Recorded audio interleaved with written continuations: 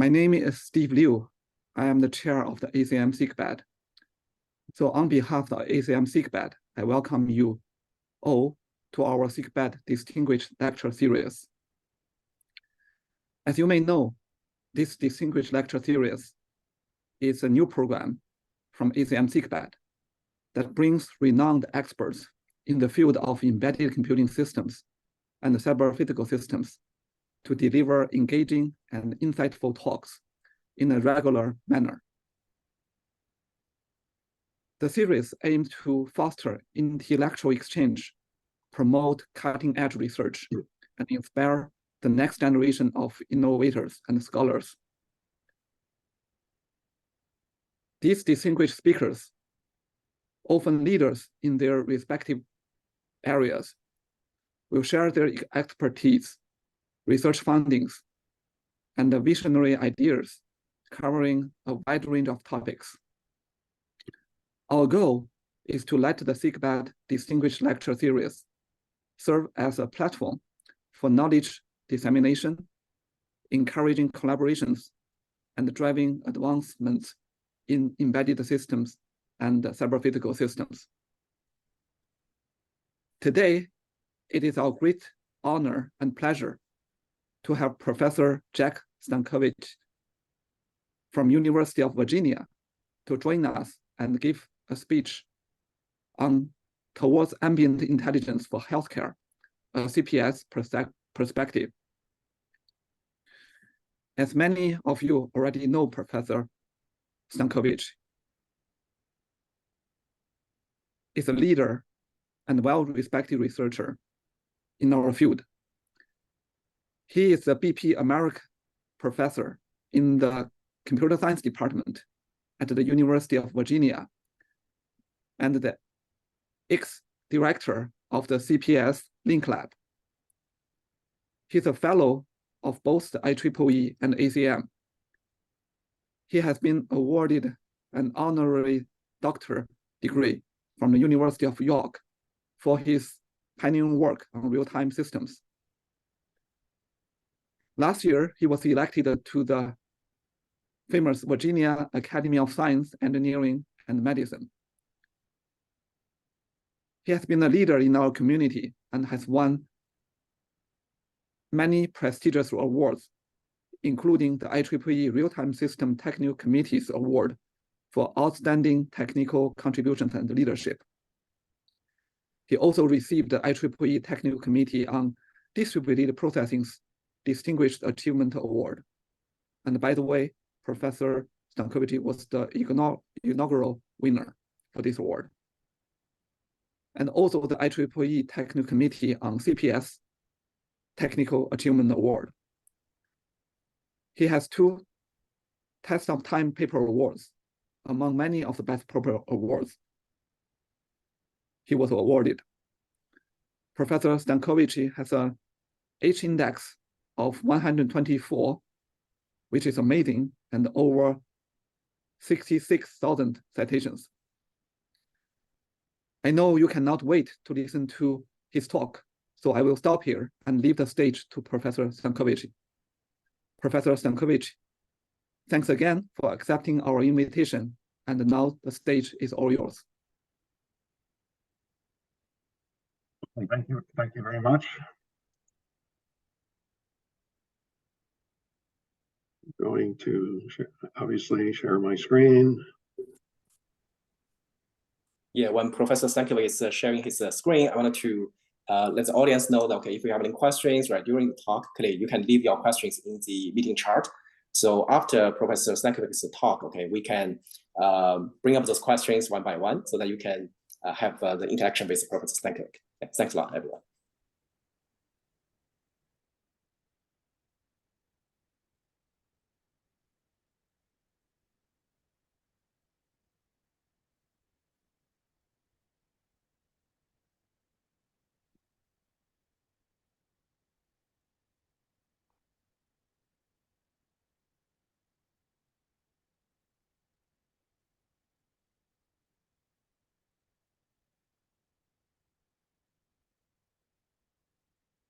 All right, I think I'm ready.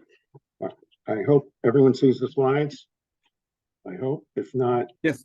let I someone see. in. All right. So thank you for the invitation. I'm very happy to be here to talk to you all. And what I'm really interested in discussing today is a kind of a vision for ambient intelligence and smart healthcare, and in taking a specific CPS perspective on that. And this is in contrast to lots of smart health work focuses on specific problems like diabetes or sleep apnea or cancer or other medical problems. And while those are all very valuable and important, I'm more interested in how do we go about making a ambient intelligence for smart healthcare. So this is kind of what is needed in the future. And how do we bring the notion of a more general healthcare perspective rather than always just disease specific.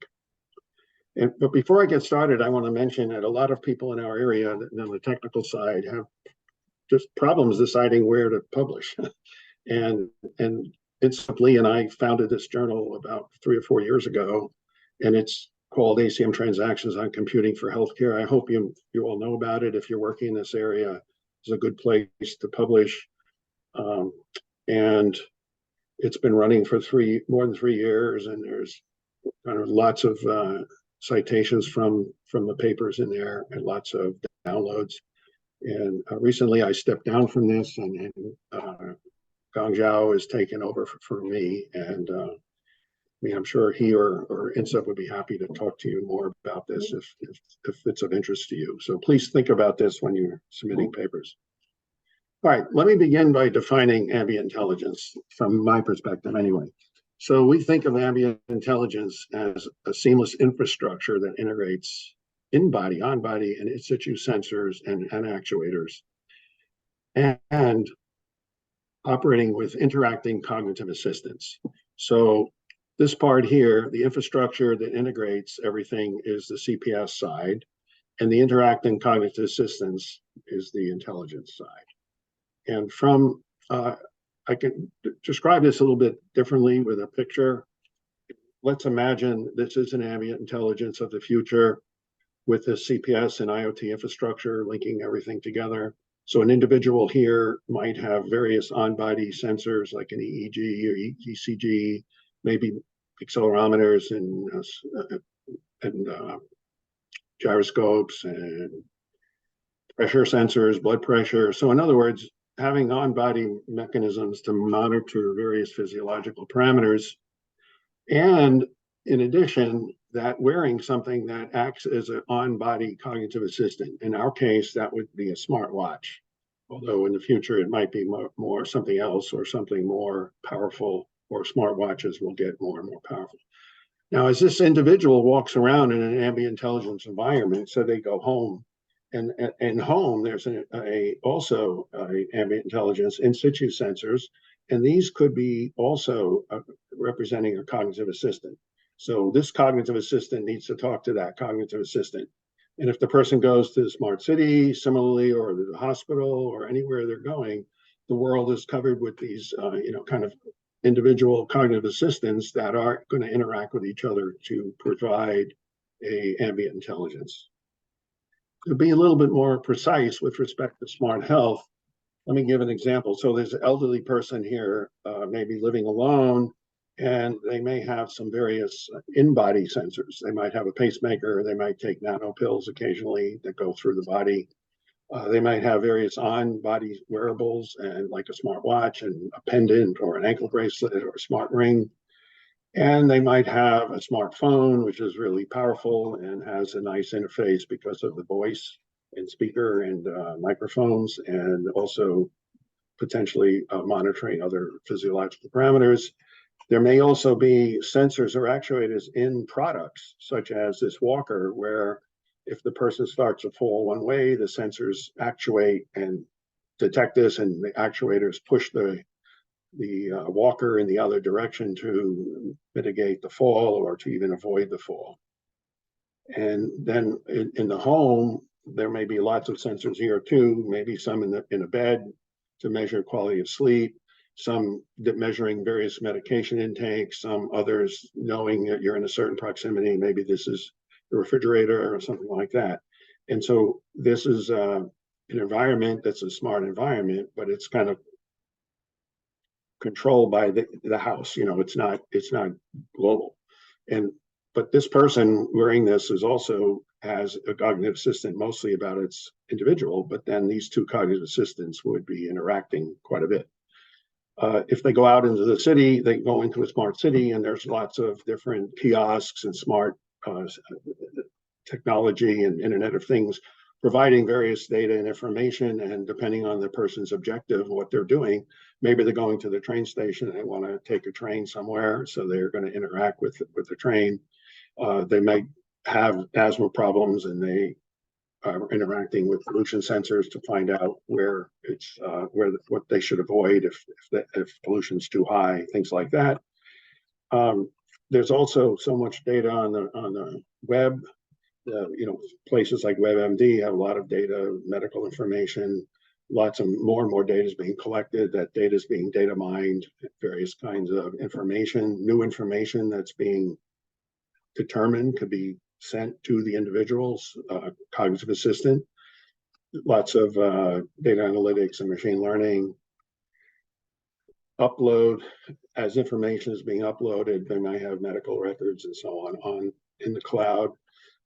There's a difference between kind of the individual's information and what we're learning from general populations, and how those two things interact. And one new thing to learn that affects the data and the information and the actions on the individual. And what we're really seeing is what we like is this to be holistic, in that, again, it's not focused on, like, if this person has dementia and it's only focused on dementia, and it's focused on the entire kind of well-being of the individual. And I want to also emphasize that within this context, that most of the time people think of collecting the data and analyzing it, but there's also potentially lots of actuations. Although actuations could be standard feedback loops, but they more likely are things like messages, alarms, interventions, advice, and things like that are being sent to the individuals. And so this gives a picture about what's potentially possible in the future, ambient intelligence. So today, what I'd like to do is start with actually a few general CPS challenges, which also apply to smart health, although I'm going to give a few examples from smart cities, and then talk about wearables and how they might support cognitive assistant, and discuss some solutions we have for acoustics, because acoustics is so powerful, and it is absolutely needed if individuals are interacting with cognitive assistants. They're mostly going to be interacting verbally or through gestures or some other things, but it's very, very powerful.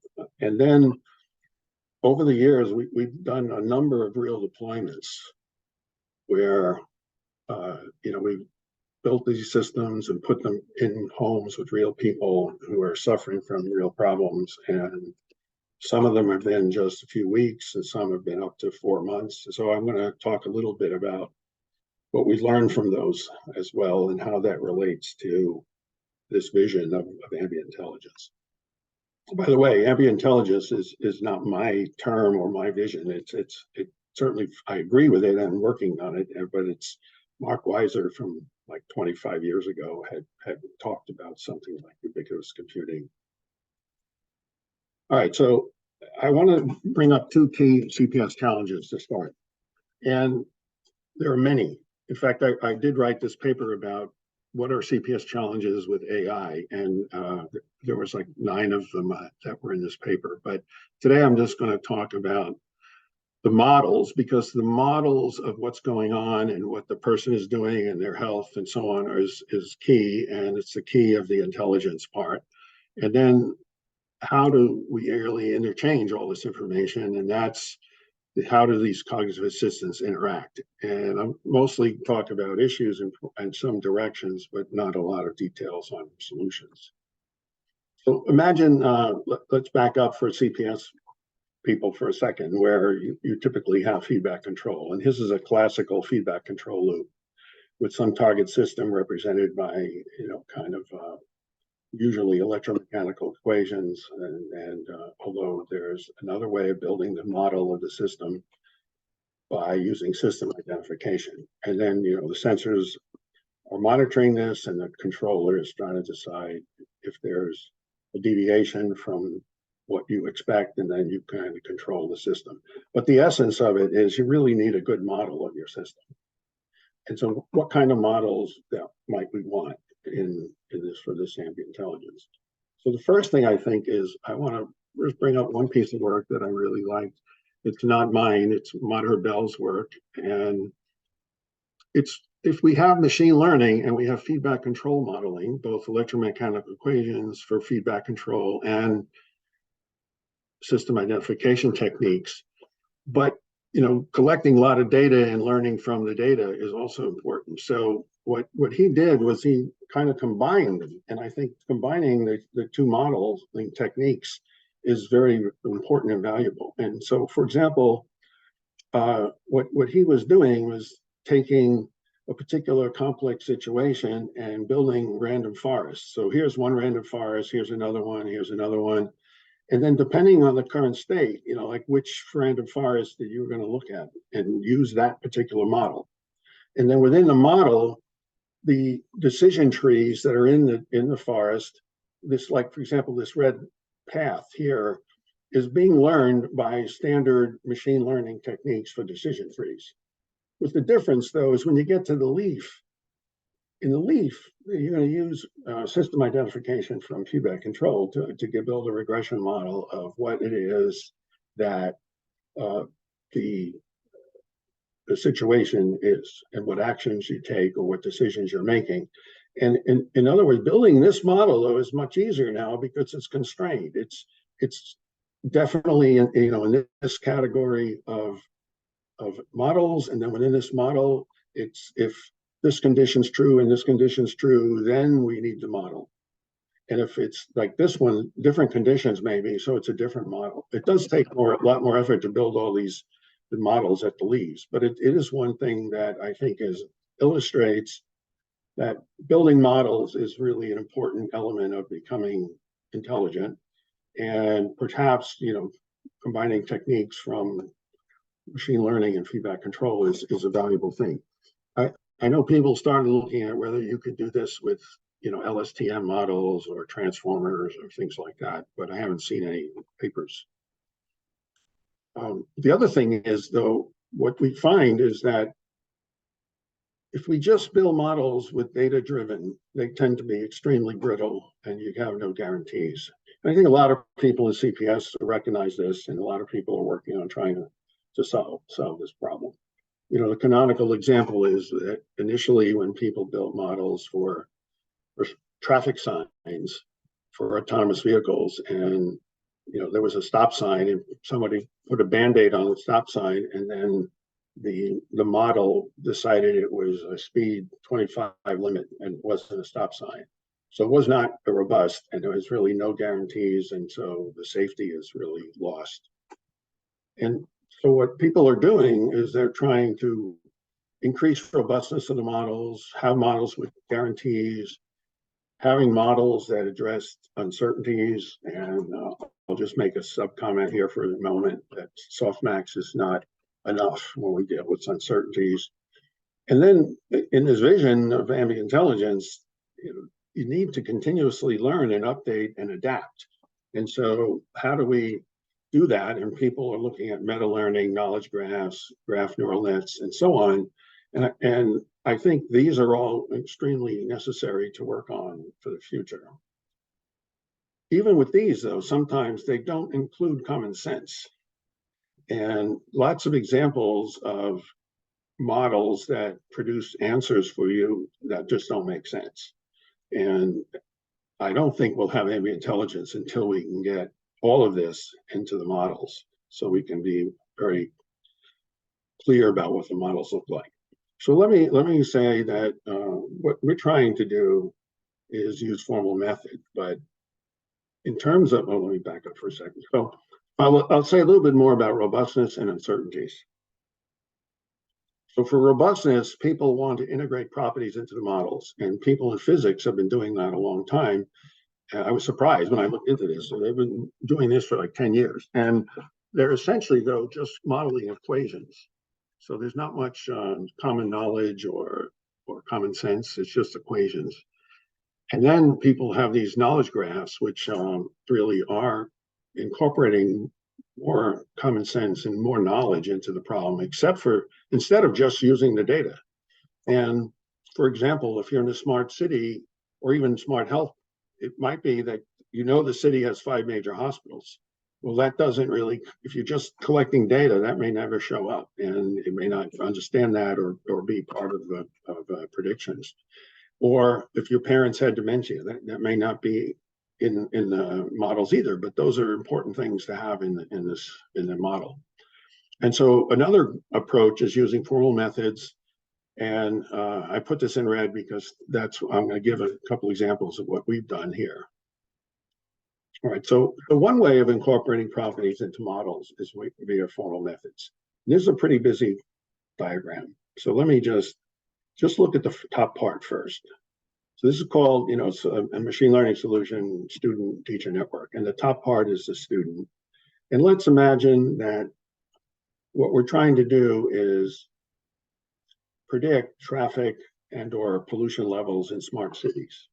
We're going to use an RNN, typically an LSTM. And let's look right here for the moment. So these X's are the input from the state of the city that's being monitored. So you have all these sensors collecting this data. And this LSTM network is going to use past history, that's been what's happening in the city up to this point. And then I want to predict what the city is going to look like in 20 minutes, say 40 minutes, 60 minutes. The time unit could be whatever you want. Okay. And so if you just collect tons of data and then you build this network, it tends to be very not robust at all. And it gives kind of sometimes really crazy predictions that make no sense. And people would get very little confidence that this model is any good. And so what we want to do is we have another network that's a teacher network, which mimics and models this. However, so if we at this point in time, we add an STL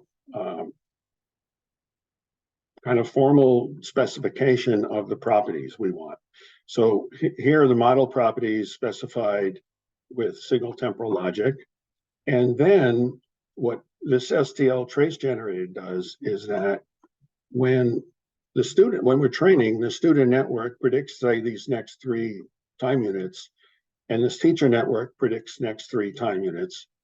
And if any of those predictions violate the properties, then there's an error. This doesn't make sense. And for example, one of the properties might be that, pollution level never goes above 600. And then the model might predict it's going to 3,000 or something like this. So that it doesn't make sense.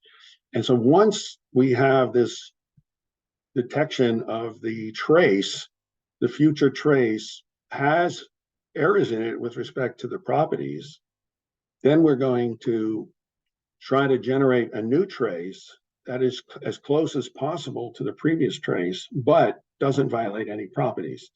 And this produces a kind of a loss function here, and then this loss function is combined with the normal loss, and the student networks retrained. So by doing this over and over again, you end up trying to minimize you're basically putting properties into the model. Related to this is the uncertainty, and how we can deal with uncertainty. So here again is a smart city data from, I think it was New York. It was either Beijing or New York, I don't recall. And the x-axis is the time of day, and the y-axis is the traffic volume. And let's say take this first graph where we're at this point of time here, and we're trying to predict the future. And we have data from the previous time frames, and then we're going to predict the future. So if we look at the data set and we actually plot all the data from the data set, it looks like, given this point, with this background, all of these different paths are possible, and it really happened. So you can see that there's very large uncertainty of what's going to happen in the future. Secondly, if we have more data about the past, then the uncertainty range does minimize. And again, if the longer we wait, the more accurate we can be about future predictions. On the other hand, if we wait too long, we can't take action, and we won't basically be able to solve some of the traffic problems. And another way of thinking of it, again, we use a version of signal temporal logic, which we call STLU for uncertainty. And here, for example, in this signal temporal logic statement says, you know, for always between time 0 and A, we would like, in this case, x of epsilon, which say is a pollution level, should be less than some maximum pollution that we want for the city. So lambda here is my goal for pollution. And so from time t, if I'm at this point and I'm predicting the future, and I can do multiple paths through. I don't just run the LSTM once, I run it many times. And the gray area represents, say, a 95% confidence interval. And here we can see that this statement is requiring that between some time t and t plus a, that we are below lambda. And we're predicting that even with 95% confidence. So everything's fine. However, if we wanted to predict out to T1, we see that after this point, we're definitely going to violate the pollution requirement with respect to a 95% confidence interval. And then here we have a case where you can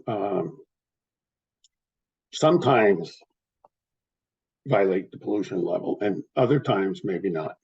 So this kind of approach, these patterns and these gray areas create kind of a flow pipe, and you want to be able to kind of convey information to, say, city planners, whatever, that there is some confidence in the uncertainty, and they would react suitably related to that. We think that, you know, using these STLNet and STLU that we developed, it is showing we can integrate formal methods. We use it for the LSTM, we use a Bayesian deep learning, and it does help add requirements to guide the learning process. And these are the two papers. One is MSoft and one is Europe, and Ma did a lot of this work, and she's now at Vanderbilt. I think she's on this call, actually. I thought I saw her name there. All right, the second problem is this interacting agents. And if, you know, this person here interacts, goes to a hospital or goes to a supermarket, interacts with people, there's information in this cognitive assistant about the personal context, environmental context, what objectives the person has at this moment, helping her make decisions. There may be multiple control loops here, but there is some interaction that has to exchange here. We have to exchange something. So we think we have to exchange intelligence, not data. And so, you know, what exactly does that mean? And so just briefly, you know, rather than passing raw data, such as the person's mood or their blood pressure or their current medicine that they're taking, that we have assessments, and the assessments are being passed. So, for example, if John is experiencing a medical problem, needs medication and stress-reducing actions, and that's what that type of thing is what's being passed, if it's appropriate for that particular objective or a situation. So let me ask a question, just a rhetorical question. You know, how close are we to some kind of ambient intelligence for healthcare? And you know, I would claim is we're getting closer, but I think we're still very far away, because in the intelligence side, I don't see enough really good work yet that brings in common sense or learning over time or robustness or guarantees or safety guarantees that are going to be needed for the vision that I put forward in the beginning of the talk. And secondly, in the CPS infrastructure, there's many issues that still have to be solved, including, I think one of the biggest ones that very few people are working on is the notion of conflicts. When we have one system on the person and they have certain objectives and what's going on, and another system in a smart home and they have objectives, and then these two agents come together, how does the competing objectives get resolved? So for example, let's say, I'm going home and I've been having some problem with asthma and I'm not breathing very well, and also I'm feeling very depressed.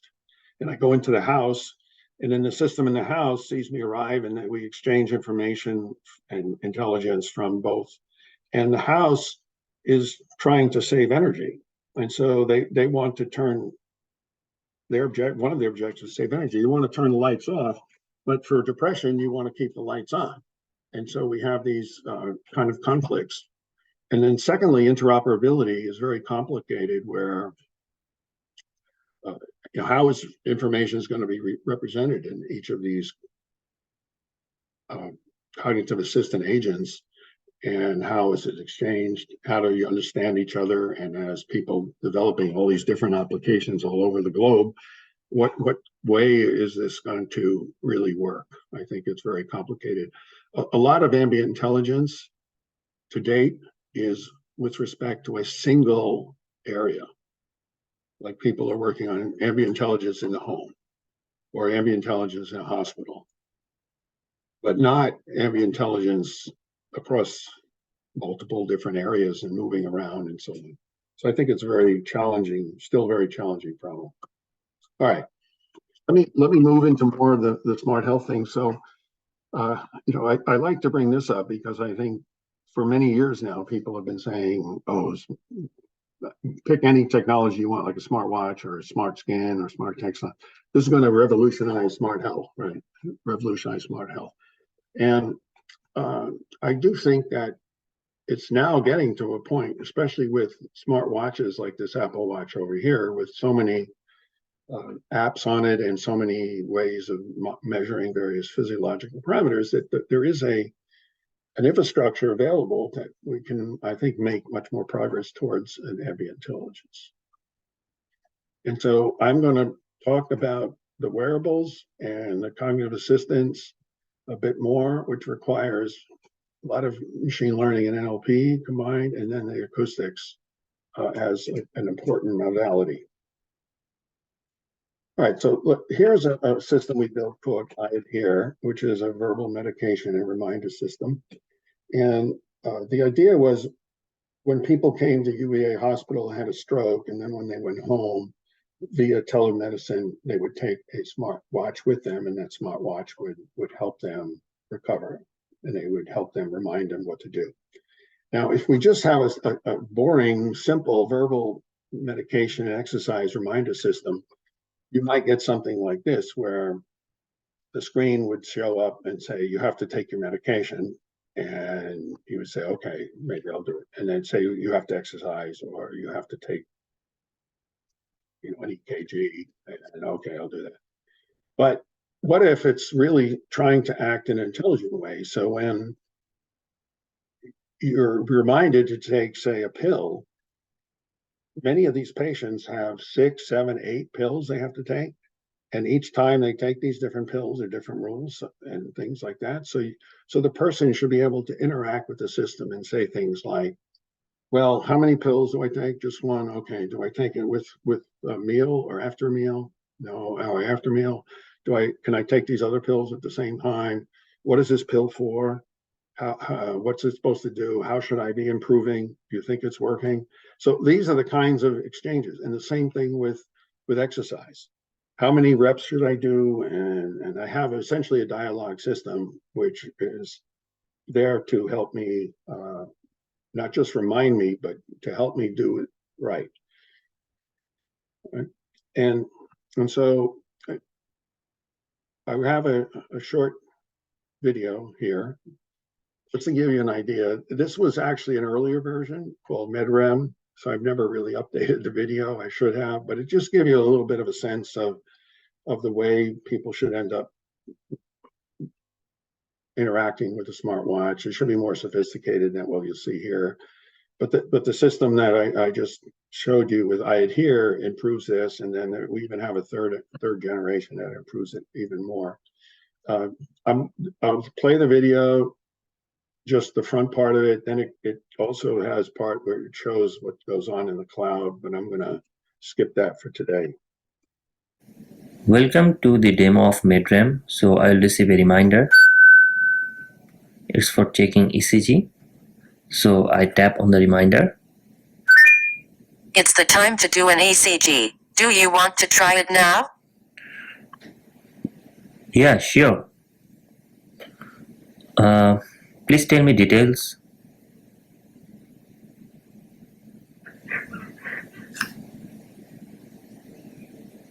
Okay, press the crown to go to apps. Tap on the ECG app and follow the instructions. Okay, so now I follow the instructions. I go to the ECG apps, and now I can do the ECG.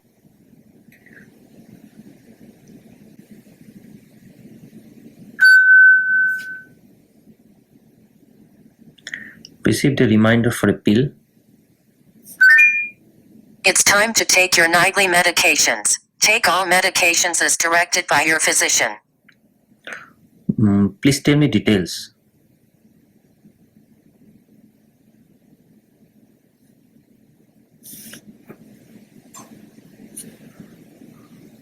Metformin and carvedilol.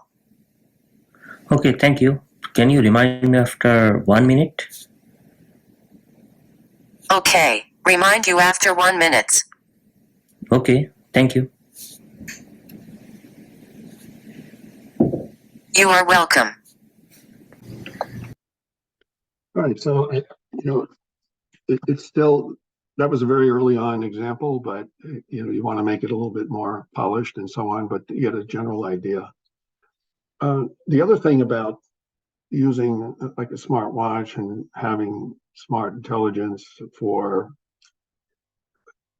holistic view is that we want to have a lot of services on the watch, not just, say, a reminder system. And so what we did is when we had this pandemic, we actually added a bunch of other services, including hand washing. Hand washing was really important for COVID. And I will show you a little bit of details about that solution. We can also, through the voice, to say detect the various mood of a person or depression. We did not include that in this version, but we have mood solutions that we potentially could add. There could be voice-based conversations again, but related to the pandemic information, so people can ask, how many people died from COVID this month in Virginia, or where can I get my shot? Things like that. I can ask for reminders or alerts or advice on what's happening. I can maybe monitor the physiological parameters for symptoms like with coughing or fever and so on. And putting all these together, except for this part, we didn't put that in the phone, but in the watch. But putting these together, this is another version of this smartwatch, which was called Voice Care and published in EMBC. So let me give you some go back details of what we're doing. Let's look at the hand washing. So the World Health Organization identifies these 10 steps for hand washing, and it also should take at least 20 seconds. And so, people have built various solutions for hand washing, but they, aren't as accurate as we needed, and we built one that was more accurate. And it is also on the smartwatch. And if you come in the house here, this is a sensor to detect that you came home. And when you come home, you're asked to wash your hands, and then you can answer, yes, I wash my hands. And, you can have this dialogue. And the thing is, it's measuring the quality of hand washing, not just that you washed or didn't wash. And so we can give feedback like, here, you did a good job, but you should rub your hands together more and wash for a minimum of 20 seconds. So this kind of thing is related to the quality of the hand washing, and hopefully people learn over time. So let me show the solution itself. It's not simple. And what we developed here is a solution that has, in the bottom here, it has the basic CNN, and then here's an LSTM, and these are combined. So the data is coming from the smartwatch using the IMU, and that data then is input to these two classifiers at the same time. And it also is taking data from the previous instantiation of the loop and concatenating that with the new data, and then going through a CNN and an LSTM in parallel. The CNN turns out that it works well because of the spatial relationship of the hands.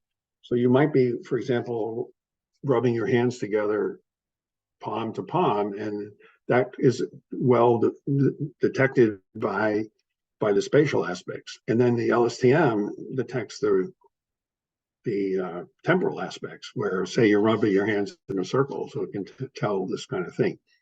In both cases, we added a self-attention mechanism. So in the LSTM, it was a basic attention mechanism.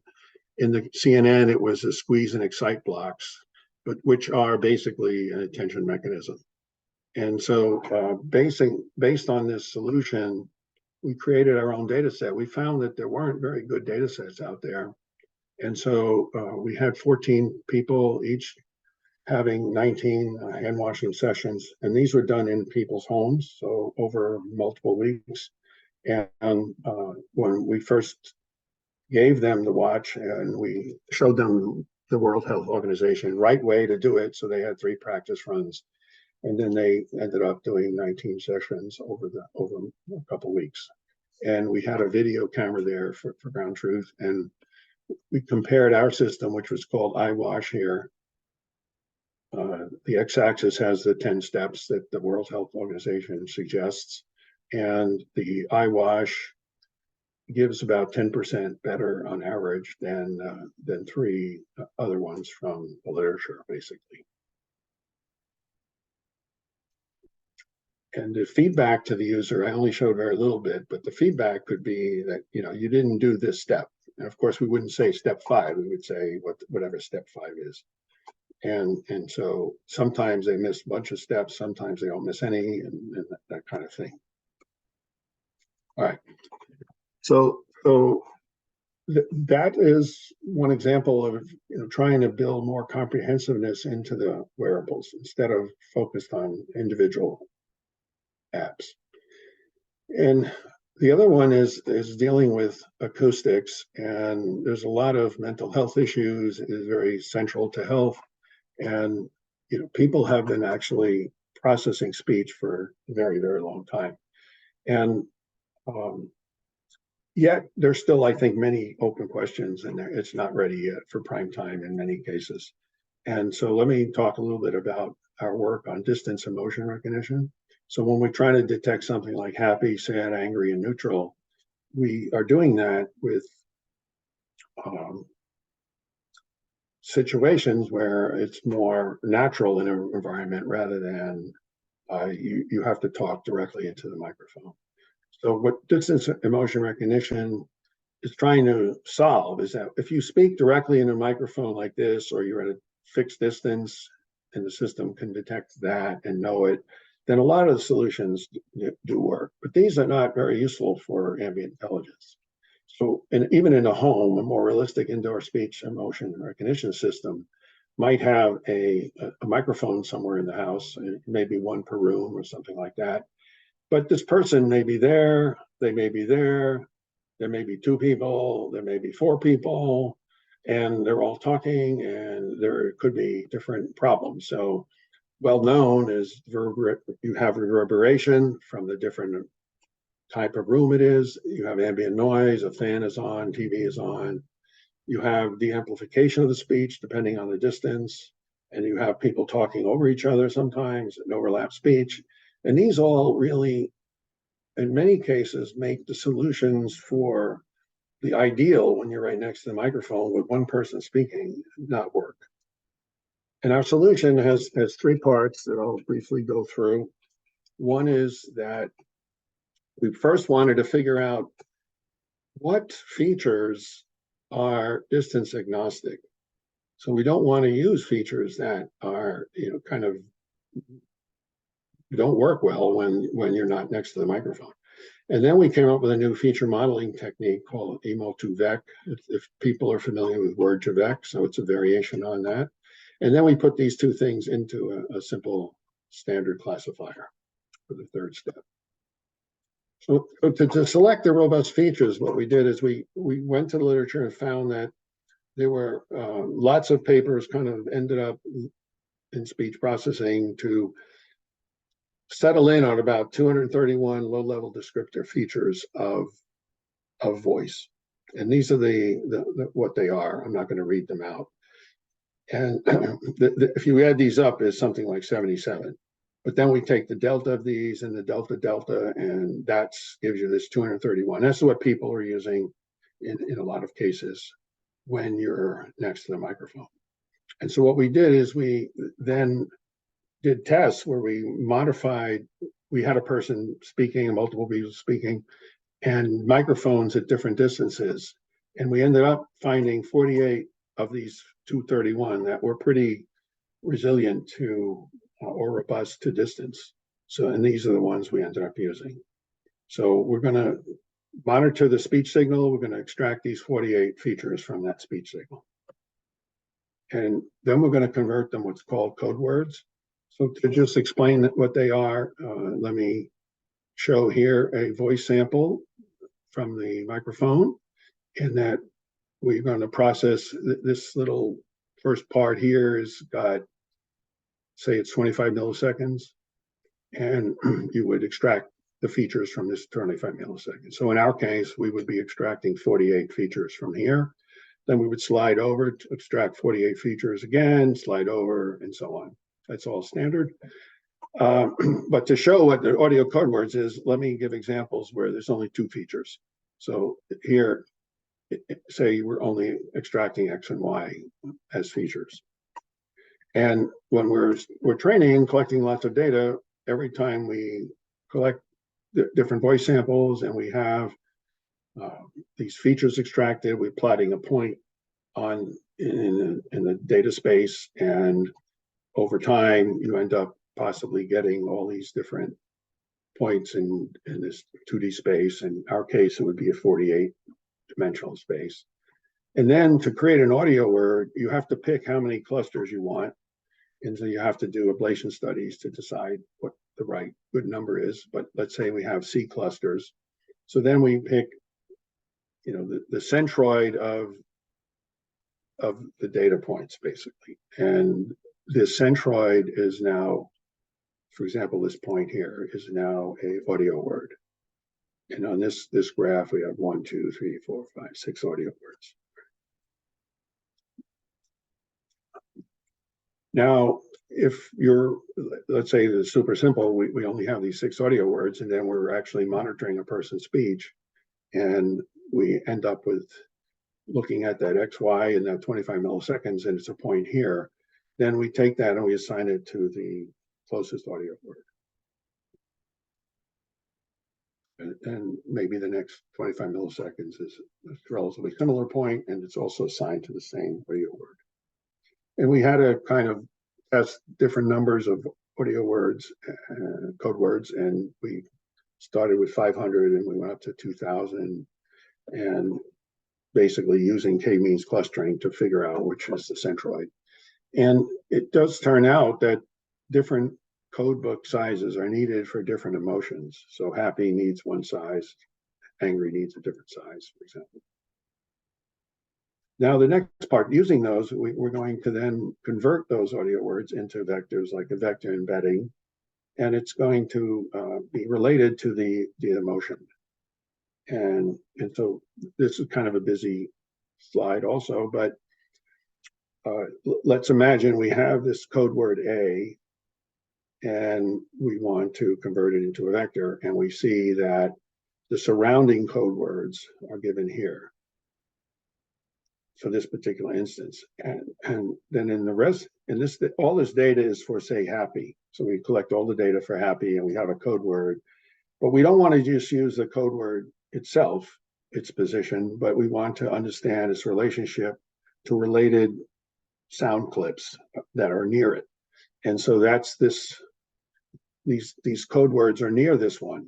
And then you can see there's a code word B, and these code words that are near it are very similar to these. So if they're very similar, then the vector embedding wants to make the vector A and B be similar to each other because they have similar context and they're both for happy. If you have not happy and you have C as a code word, and then you have a similar context, but C is not happy, so we would make it, for C, we would make the vector embedding away from A and B to discriminate it.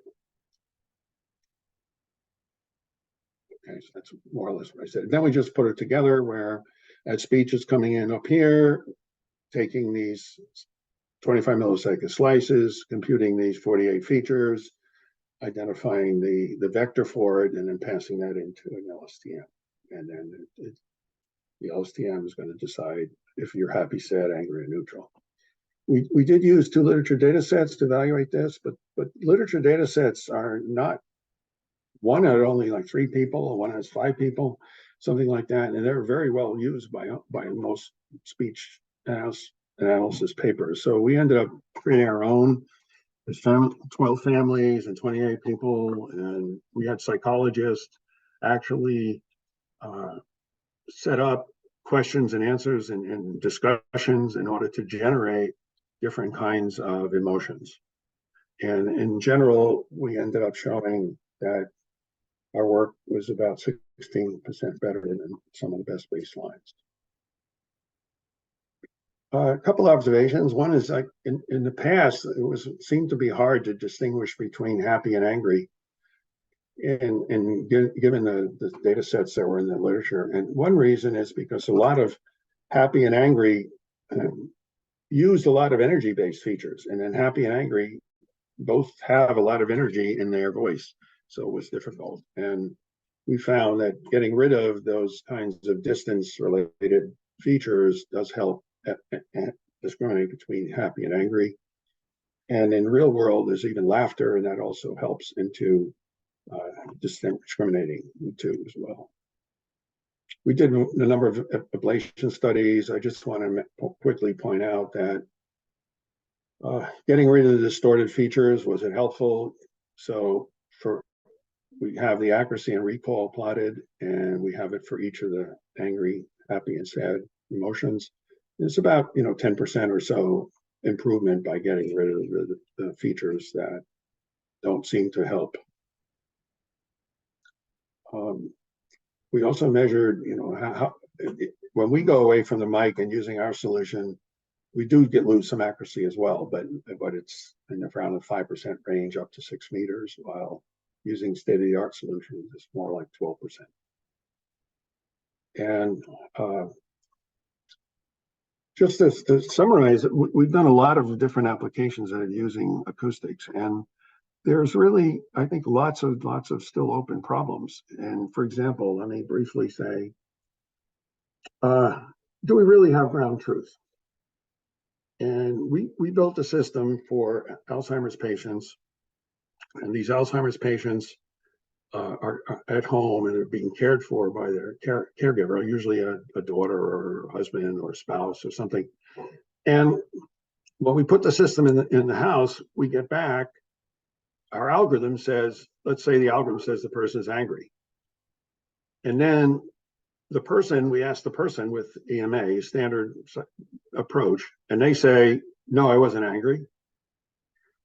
And then what we did, though, is we collected and saved the actual voice, and then we gave the voice to labelers after the fact.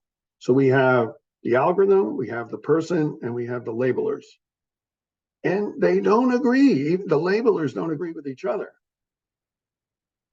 So how do you know how good the algorithm is when you can't measure it with respect to a person, because the person is notoriously poor at detecting their own emotions. That's been shown in psychology, yet we use that. And then when we give it to labelers many times, well, 2 of the 3 people said they were angry, but 1 said they weren't.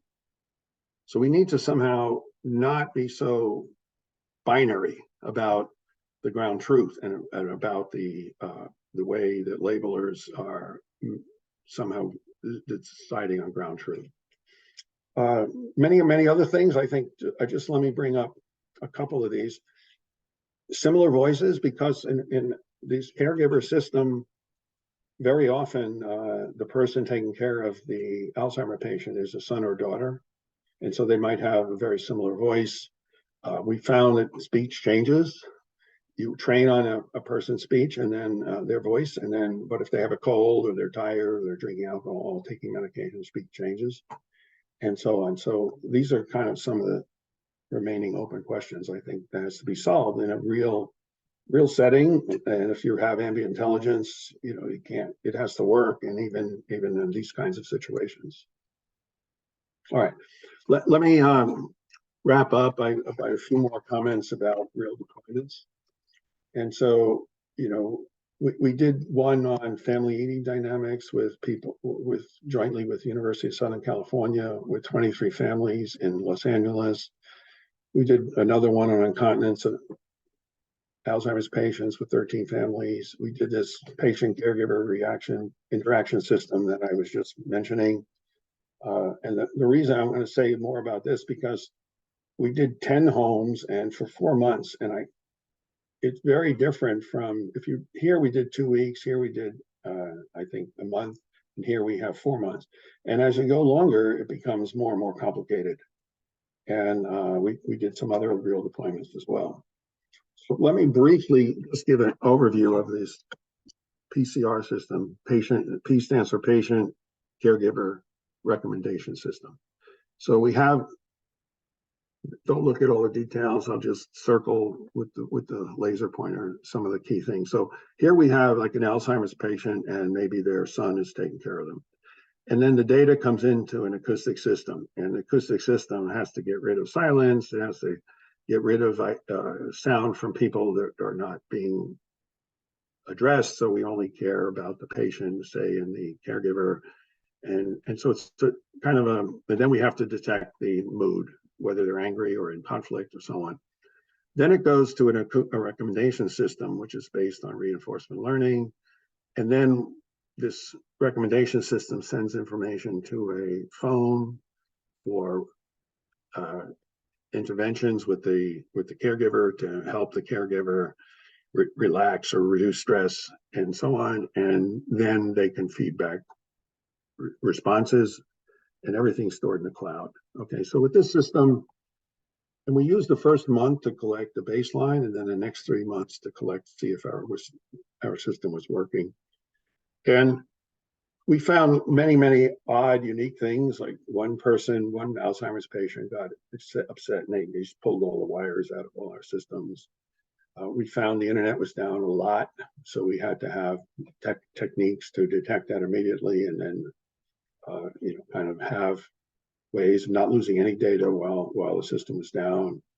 We put the system in the room where they mostly were interacting, and one home moved it to another room, so it's in a different context than you expect. They went on vacation, they didn't tell us, we thought they were all dead because nothing was happening. One person got COVID, and so they were sick, and their voice changed, so we weren't detecting anything. We also find that sometimes when there's the exact same context, humans just they're very non-deterministic, they just do different things.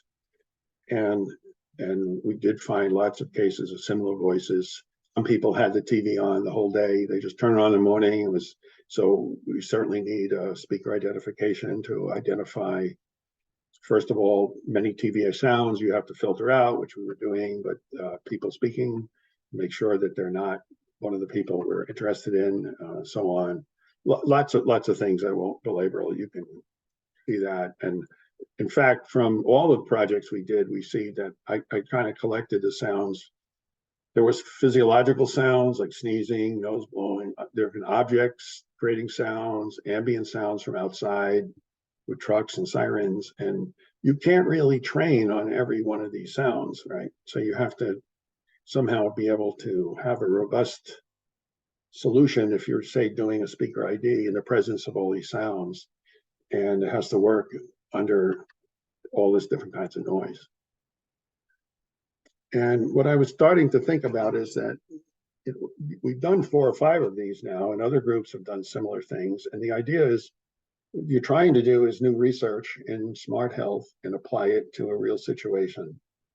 And so what do? The typical methodology is in the left-hand column here. It was we kind of develop solutions using data sets, best of our ability. Then maybe we also get some in-lab testing. So get students to walk around, do things like that. Then we maybe go in a trial home. Maybe they're my home or a student's home, but they're not real patients. And then trying to make this as possible. And then we go to real deployment and it's still not working. And you still have another round of things you have to do to get it to work. And what we really need is what can we do back here at development time in order to better ensure success at deployment time? When civil engineers build a bridge these days, what they do at their design and development time is then they build a bridge, and most of the time it doesn't fall down, so it's working. And so we need that kind of methodology, and it's really not an easy thing. And we try to do things like test the voice under very many different background noises. And then it turned out it was pretty robust, except when new noises came in that we weren't training on, then it still had some problems, right? And in fact, by testing on too many noises, we got lower success than if we tested on the expected noises of that area. So doing too much of the background, the kind of arbitrary robustness things, which are never going to happen in your environment, doesn't really help your solution. Yeah, so I think I already said this. Let me, the other thing is, in doing our solution, we did use a fair number of things out of the state of the art. However, when we found different solutions in the state of the art, and some of them are by these big companies which have tons of people working on them and everything else, and they claim they work, and when we tried them in our homes, sometimes, like for speaker ID, company A did work pretty well. Companies B did not, even though they said they both work. And then for another particular, say, speech processing module, it was the opposite. So you basically, and in some cases, neither worked. So if you're going to take something off the shelf, and you still have to test it significantly to find out, because a lot of times they don't tell you how they actually evaluated it and what kinds of robustness is in the models. So let me kind of end up here with saying that I am excited that ambient intelligence for healthcare is happening slowly, I would say, and I think there's still a long way to go, though. And I do think it's pretty exciting if we can combining the AI and machine learning with CPS, and these kinds of systems are practical systems, because CPS does focus on real time and safety and guarantees. And I do believe key modality is speech, and I think there's still a lot of things there. And while I did talk a bit about robustness, I didn't really talk about dynamic learning models, which any such system, ambient intelligence that's deployed, has to adapt over time, and that's going to be a pretty difficult problem. I'd like to thank these students who are all finished and gone now, and yet they did most of this work. And let me end with, I like this picture from Spectrum that didn't come out very well, but it says your smartphone will see you now. And so you're trying to make a smartphone into a cognitive assistant that's a kind of a medical person. Okay, so let me stop there.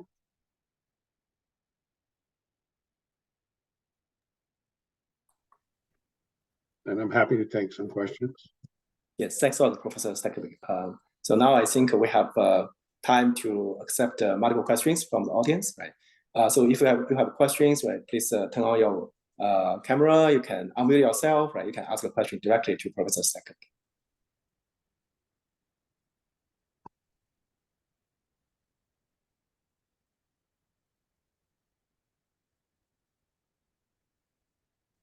Jack, I have a question. Yeah, this is an excellent talk. Thank you. So how do you think the privacy plays into the whole framework?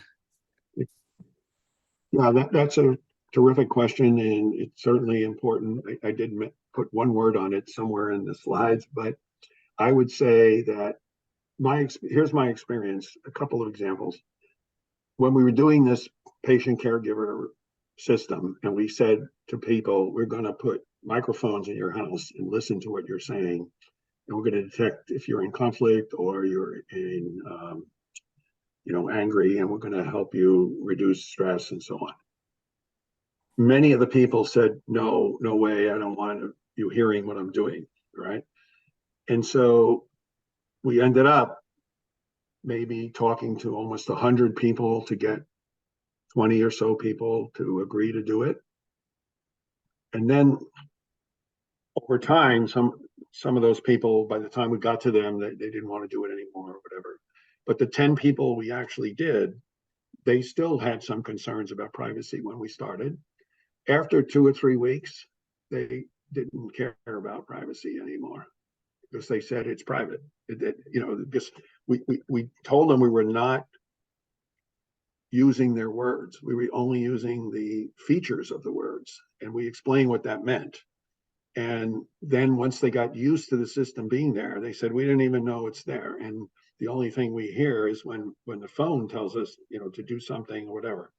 So they just became very comfortable with the value they were getting out of it compared to the privacy issue. Now, that doesn't mean there are wouldn't be a lot of people who still would say, no, I don't want to be listened to. Other systems might try to use cameras, and you would have even, I think, a more difficult problem there. I also gave a talk at an assisted living facility once, and I wanted to put sensors in their apartments. And, we described what we were doing, and we were going to monitor their activities of daily living and so on. And, I said, how many people would be willing to talk to us and put these sensors in their apartments? And very few people raised their hand. And then I said, well, if we do this and it's successful, we can keep you out of a nursing home longer. And everybody raised their hand. So their privacy, that if there's enough value to privacy interference, I think that helps. But that doesn't mean we shouldn't still have various techniques and ways of dealing with privacy. And in our system, I didn't talk about that, but we do have some mechanisms where people can turn the system off when they have guests, things like that. They can turn it off whenever they want, actually, not only when they have guests. But if you don't show value, then why would I give up privacy if I'm not getting any value to it? Well, I think that, if we partner with Alexa, then you don't have to worry about it because everybody's already giving up all their voices and they're paying to give up their voices. So, Yeah. but I think that so there's some people here that doing work on, can I show an LED that shows whether this voice is actually being transmitted outside the device or not? And you can keep it in the device, right? So Yes. That's the kind of thing that we're also working on, is separating what's needed for the system and blocking all the other data, all the other features that are not needed and they don't get propagated, right? But I think it's a very important issue. This privacy issue is very important. That was a great talk, Jack. Thanks. Thank you. Thank you. And also, Alex, Yeah, but there will still be people that say, I don't trust you. I don't trust that that light means anything. So like, it's not so easy. And but we actually showed the people the sensor outcome of the microphone, like all these wiggly lines. We said, that's what we're keeping, those wiggly lines. We don't know what you're saying, and they still have to trust us in a way, right? They don't know what's really happening inside the code, but.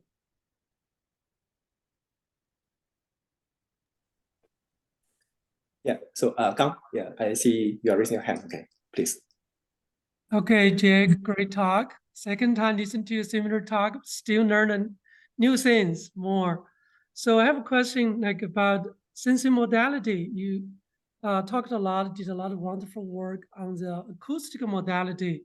So that's deployed in the environment rather than on body, like wearable. We know that there are many other modalities you have studied, like probably camera, I don't know, heart rate, motion sensors, some are in the environment, some are wearable. So some of them are probably more capable here and there. Some will be more privacy concerns or convenient, intrusive. Like since you have long-term deployment of these sensors, what's your take? Like what will be the promising sensing modalities, like based on your experience? So I would like to hear advice. Thank you. Yeah, that's another good question. I think things that are become commonplace and like Daniel brought up something like Alexa, people start getting used to Alexa and they just start using it and talking to it, and then they don't think about the privacy issues so much anymore. I think a smartwatch is being used more and more, and people are seeing value to that, and they're getting used to it in some sense. One example, when we did our work with the hospital and we were going to monitor the nurse and doctors for hand washing between patients, and we had the Apple Watch to detect where they were. We had other sensors too, detect where they were and whether they were leaving a patient, coming to a new patient and doing hand washing. The first time we went there, we could only get the doctors willing to do it. The nurses thought we would be stealing, getting them fired if we found that they missed a situation or whatever. And, they didn't want to use this new technology. It was like, they didn't understand smartwatches at all. Then about 4 years later, we went back with updates and everyone there was wearing Apple Watches, all the nurses, all the doctors. And they said, "Oh yeah, this would be great. Let's put that on there." And we try to give them awareness that we're not reporting them to anybody about their conformance. So, another example is the first responders. We're doing some projects with first responders and smart glasses. So the smart glasses have a camera and they have a microphone. And the first responders, that first of all, they don't really want to wear smart glasses, but if you can show value, that maybe that's there, and then they do speak when they go to a patient. They talk a lot, and the microphone, they're comfortable with that because the value of it is that all of that could be transcribed, and their reports can be filled out from that transcription, and they don't have to write the reports. So they see tremendous value of that. And what they're saying is things about the patient. I mean, it's like the patient is not breathing well. I think I need to administer a albuterol or something. They're doing these kinds of things. Now with a camera, I think they might see the same value, but it's more that, smart glasses has always had trouble with other people. Like if you come up to me, Gong, and you have a smart glass, you have a camera facing me and a microphone, I don't want to talk to you. So I think it's a combination of definitely trying to do things that address privacy. And I think certain kinds of devices are important. So many young people today, they don't wear watches at all, right? They use everything's on the phone and they don't need a watch. Will that change? But the phone itself is also a major medical device, if you want. It has tons of sensors as well. The only downside is that it's not always with you. The watch might be with you. So there are definitely going to be all these trade-offs and so on. And depending on the application where you're deploying it, it's going to not happen or take longer, or I don't know if I answered your question right, but yes, that's very insightful. Thank you, Jack. Yeah, thanks a lot. I see we have another question from Tarek. Tarek, you wanted to go ahead? Sure, thank you. So first, really great talk. I enjoyed it. Thank you very much. So the question is, the talk described, a lot of effort that sort of dealt with, realistic environments, people in those environments, often people who are the actual subjects, sort of that actually have, the conditions or proxies for those. And so this is a lot of engagement with sort of the target population in some sense. And that has traditionally been super difficult to do. It's very easy to do things in the lab, but actually contacting the right population and engaging with them and doing these studies is harder. So what are sort of some, like pieces of advice to help people be successful at this type of population engagement?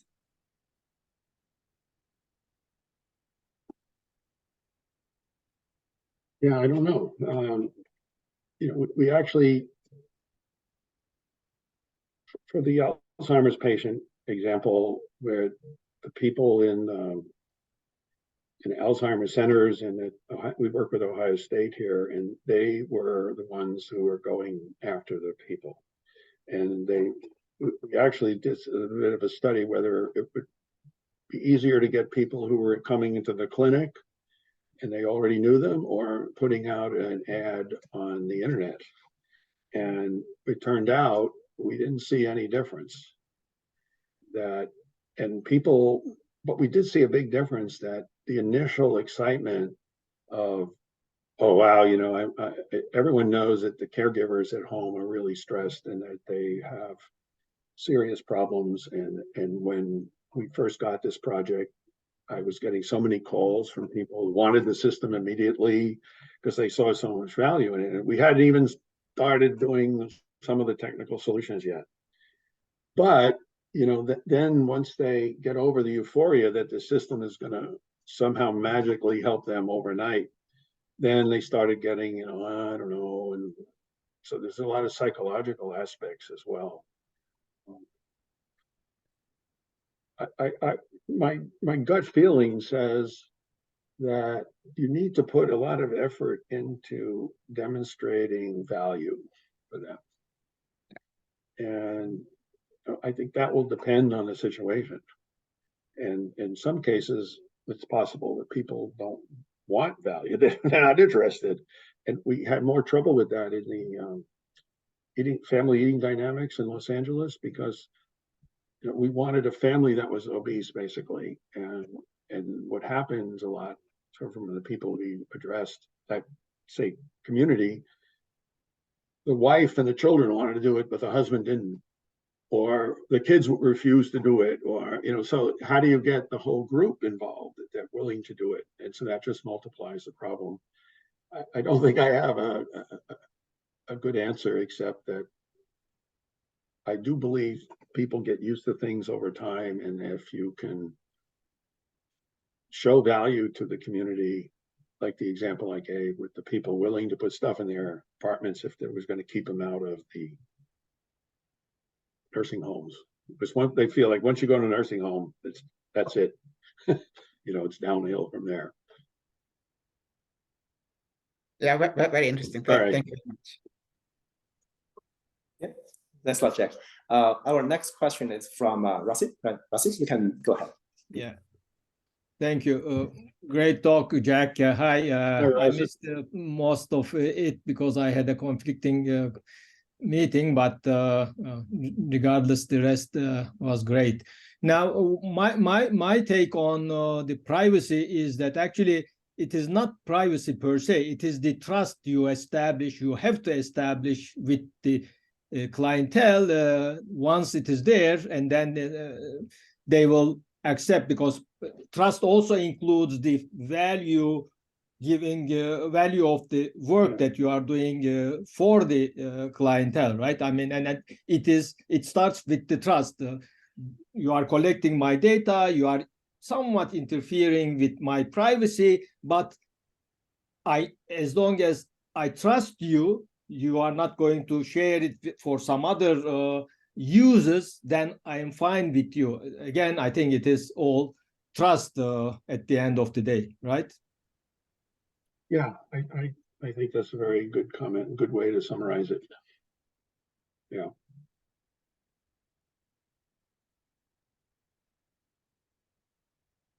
I don't have any other. I think that was kind of what I was trying to get at, I believe, but I think a better word is trust. Yes, thanks a lot. Yeah, we have another question from Xiaoming from Hong Kong. Yeah, so please go ahead. Yeah. Hi, Jack. Thanks for a great talk. I'm Xiaoming. I'm from CHK, working with Professor Guo Liangxin. Yeah, actually, we are also working on similar project on Alzheimer's disease monitoring, and we are also trying to detect some daily activities from sensor data, but we are still in a very preliminary stage. Say we are still doing on the activity detection based on the sensor data. So based on your experience in the real world deployment, I'm thinking, do you have any insights on the next stage? For example, how can we use the detected activities to help the doctors during the disease diagnosis or the intervention? So I'd like to hear some of your insights. Thank you. Yeah, okay, so that's a good question, and let me have two parts answer. The first is that going forward in the future, I think it's useful to think in this ambient intelligence way, where you say, if I'm going to monitor activities, I need to decide how this is going to evolve in the future. So if I pick a handful of activities, like they're making coffee and they're having drugs and they're cleaning up and their hygiene is good. Well, what happens in a month or 2 months, 6 months when you want to look at different activities? So how do you adapt the activities over time? And one of my students, which I didn't talk about today, but had a basic activity of daily living kind of solution with the ability to do few shot learning of adapting to new ones. So if, for example, a person is doing certain activities and you decide that it looks like they are getting depressed, and so you would like to look at some other activity that would be related to depression, and would you have to then redo the whole system and start over? And that you wouldn't want to do. So how do you go ahead and pick a way of adapting your previous solutions so you can continuously improve the holistic view of the activities? So I think that's a very intriguing direction. And so he did find for some limited types of new activities that within like 3 or 4 shot learning was enough data to collect to do a pretty good job at detecting those things. Now, the other side of the question was about how do you map some of these things to disease or to a medical problem?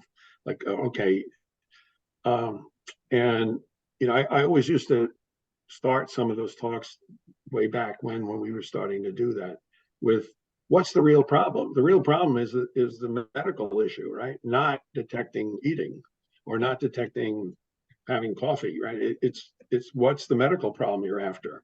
And then are these activities related to that? And so I think I would suggest starting from the medical problem backwards, saying, what do we want the doctor to know? And I mean, this may go against my don't work on a particular disease suggestion, but if in fact you were going to look at somebody's weight loss or something like that, and the doctor detected that the person's losing a lot of weight and they want to find out what. So then what's related to that? Well, we got to detect what they're eating, when they're eating, how often, what they're drinking, exercise. So then you define the activities related to that particular problem. And some of the activities could be related to multiple medical problems. I see. Thank you for great talk and insightful suggestions. All right, thanks. Yeah, thanks a lot, Jack. I know that we must have more questions from the audience, right? But due to the time limit, right, so we will stop here. But I'm sure, okay, if you have any questions, Professor Stankovic will be very happy to answer your questions offline, right? So I guess please feel free to send an email to Professor Stankovic. So with that being said, okay, please join me, okay, to thank you, Professor Stankovic again, okay, for giving us this great talk, okay, and accepting our invitation to give this wonderful distinctive lectures in our series. Thanks a lot, Professor Stankovic. Okay, you're very welcome, and thanks for inviting me. I think it's a great idea to have this kind of thing, and I look forward to other people speaking in the future too.